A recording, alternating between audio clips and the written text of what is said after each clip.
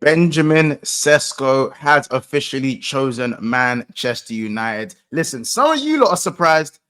I ain't really surprised. I'm not gonna lie. We're gonna have to get into it. Listen, Man United's pool is still there. I mean, we've seen a few people talking about Newcastle and Man United and who's the real United. And well, we've kind of had an example of who's the real United. You know what I'm saying? But let's talk Sesko and United. Before we do, make sure you smash that like button. Let's get to about, I don't know, I'm saying about 500 likes, 500 likes, people. And make sure you drop a comment in the section below you think who you think Newcastle will either go for next and what you think will be next for Manchester United. Is it going to be a midfielder? What's going to happen Man United? But for now, speaking on Sesko and what he's going to bring, here is my theory on Sesko. Now, a lot of Man United fans weren't really in favor of Benjamin Sesko, especially when he was previously linked to Arsenal. You know, the asking price was 100 million euros at that point. Yes, they've got that valuation because I still think Leipzig are the real winners in this competition. They said 100 million euros. Arsenal said no. They dropped it down to 60. They kind of had their bidding war. They got a 95 million euro bid from Newcastle, and now they've settled for the 90 million settlement for from Manchester United. But they've got their money and they've got their and they've let their player go ideally. So they've immensely profited from that player. But just in terms of the quality of the player and his goal scoring ability, he was used as kind of like this hold-up striker for Leipzig, even though his qualities are brute, pace, power. He's not the worst technical player in the world. People are liking him to maybe what we've kind of seen from a Darwin Núñez has played for my club.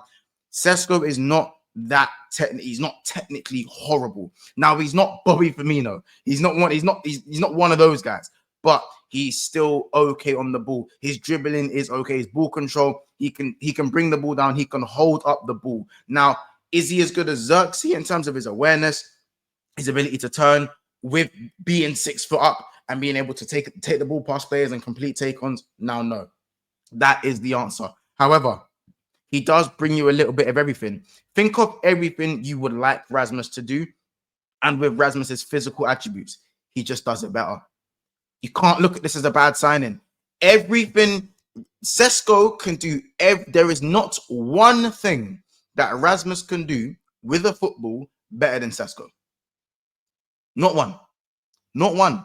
So no matter what way you look at it, even if you value the midfielder as a more important piece to the puzzle for Man United than a striker, and that is a valid argument. I'm not displacing that argument. Even if you feel like a midfielder is more valid, Man United still needed a striker. They couldn't go into the season with their strikers being Xerxes and Rasmus. Xerxes can be utilized because of his ability to bring players into the game and hold up and dribbling and his technical ability. Rasmus doesn't really offer much, and he's still way too raw to lead the line at Man United. The number 9 shirt is very, very, very, very heavy.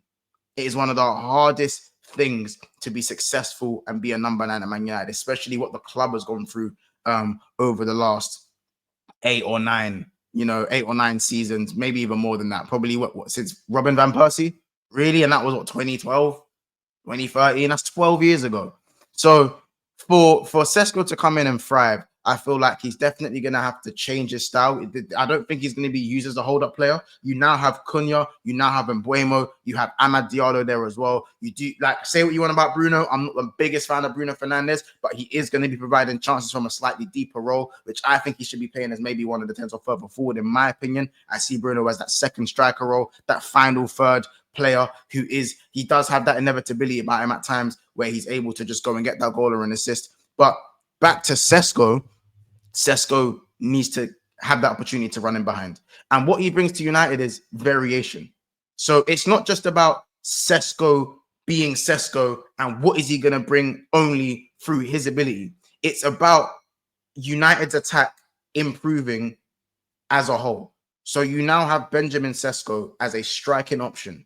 Now, the options that you have for the 10s, it doesn't have to be Cunha and Mbeumo. It doesn't have to be.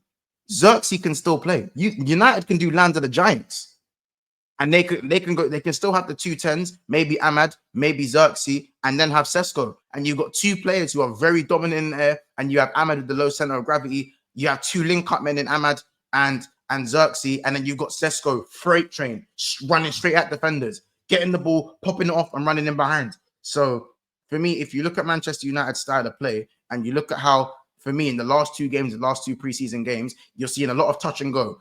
Ball gets laid off, striker goes in behind, ball goes out wide, play like the one of the midfielders bombs on, takes the player away, and it allows the space for runners.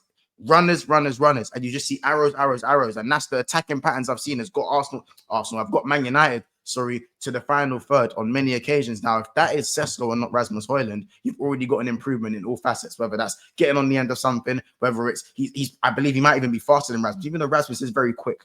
But this is a signing that I think will work for Man United. People they were laughing at the signing for Arsenal, but that's probably because Arsenal do not need a project player. Sesko is still young. He's 22, 23, still young. And Arsenal needed someone who was going to get them goals now. So Gyökeres was the right signing for Arsenal. He was the right player for Arsenal. Sesko would have been a project player. If they got Sesko and Gyökeres, Arsenal, no, I don't think people would hate the Sesko signing as much. But for him to be the reliant player to go and get the goals, to take them across the line, which they failed to do on 3 occasions now, the last 3 occasions, I'd say, it wouldn't have been enough for Arsenal. But for Man United, they're not going for the title. You know, they have 1 game a week. The players are going to be fresh. Sesko is going to be, again, that pace and power in behind. He's very good in the air.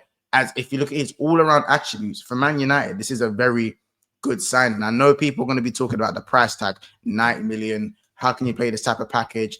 At this rate, anything but Rasmus for them. Anything but Rasmus. And now that they've got this over the line, timing is also important. They can now focus on the midfielder with 3.5 weeks left of the window, or 3 weeks left of the window to go. They can now focus on that midfielder with the funds, hopefully for them, or not. Well, I'm not saying hopefully, I don't want it to bring in anyone, but for them, for their sake, they now want to just focus on these last 3 weeks and getting in the midfielder, because there is a gaping hole in their midfield. But if you want to go Bruno Fernandes over the top to Sesko, that's another dimension they can use. If you want to go deep cross, spamming crosses to Sesko, that's another. And then again, you've got the box crashing ability. You've got someone like Xerxes and Sesko. If they're on the pitch at the same time, the crosses are going to be a lot more dangerous, because you've got 2 guys that are like 6'4" and they're good in the air. You know what I'm saying? And you've got crosses of the ball there. You're going to have Bruno Fernandes delivering the crosses, Darlow delivering the crosses. So you're going to have crosses of the ball. Dorgu, who looks like he is slowly improving. So you got these things as well. So if you got those creative players and Cunha and Mbeumo, trust me on this one. United's front 3 on paper. Listen, if you can make it click, it's making noise. I'm telling you, it's making a bit of noise there. Cunha, Mbeumo, Sesko, Ahmad, Mbeumo, Sesko, Xerxes, Mbeumo, Sesko, or even, how about this? Sesko doesn't even have to play every game. Xerxes can still lead that line, and you can have the 2 10s bombing on beyond the hold-up striker and Xerxes, bringing them into play and getting those 2 guys into goal-scoring positions. Again, that's like 40 goals between Mbeumo and Cunha last year, or 38 goals or whatever. So very, very promising on paper for Manchester United, in my opinion. Let me know if you guys are still watching right now. You know, smash the like button if you're still here. Drop a comment, and let's have this conversation, because at the end of the day, this Sesko signing, whatever way you look at it, for me, is a positive one for Man United. And I think it's going to be exciting what he brings. But let's see now that he's not being asked to hold up the ball, how can he convert that into goals? Because in terms of prolific goal scoring, we haven't seen crazy numbers from him. Can he take the step up? We'll see. I believe it's going to be possible if he's played in the right way and Amorim does sort out the system. But these are big questions to be desired right now for Man United. But they've got the personnel and they're getting the personnel. That's the most important thing for them. Listen, guys, it's been another episode of Never a Foul. Make sure you guys like, subscribe, and drop a comment, and we'll see you guys soon, man. Take care.